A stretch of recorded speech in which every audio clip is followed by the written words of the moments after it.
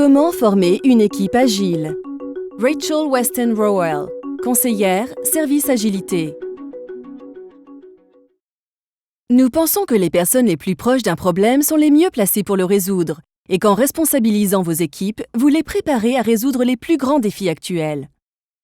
Les équipes sont donc bien la base de l'agilité. Traditionnellement, les équipes sont organisées en silos fonctionnels, par exemple des groupes distincts de développeurs, testeurs et analystes. Mais dans des environnements technologiques dynamiques, cette structure peut créer des obstacles. Un des problèmes majeurs est la transparence limitée. Ou dit autrement, que se passe-t-il quand vous ne voyez pas au-delà des murs de votre propre silo? Par exemple, ne pas savoir ce qui s'est passé avant que le travail n'atteigne notre bureau, ou ce qui arrivera une fois passé au-delà du mur suivant. Cela signifie que vous ne connaissez pas l'impact négatif potentiel qu'un changement dans votre partie du processus pourrait avoir sur un autre groupe.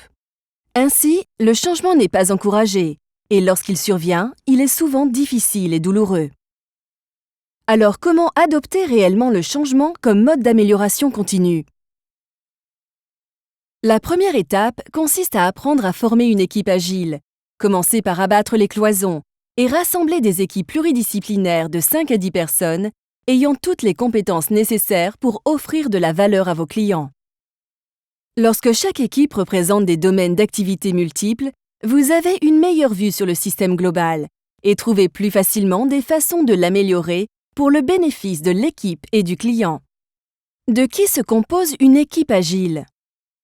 Tout d'abord, il vous faut une équipe de livraison incluant toutes les compétences nécessaires pour élaborer, tester et livrer de la valeur aux clients et partenaires. Et quand nous parlons de valeur, il ne s'agit pas simplement de code, mais d'un code fonctionnel, testé et déployé. Puis, il vous faut un responsable produit qui représente l'entité métier et comprend réellement les besoins des clients. Il sait que livrer des produits de grande valeur aux clients implique de se concentrer sur les résultats et non sur la production. Et pour finir, un Scrum Master pour aider les équipes à continuellement améliorer leurs capacités à respecter leurs engagements de façon prévisible. Donc, pour résumer, les équipes sont la base de l'agilité. Former des équipes agiles, c'est construire une fondation solide pour des pratiques agiles.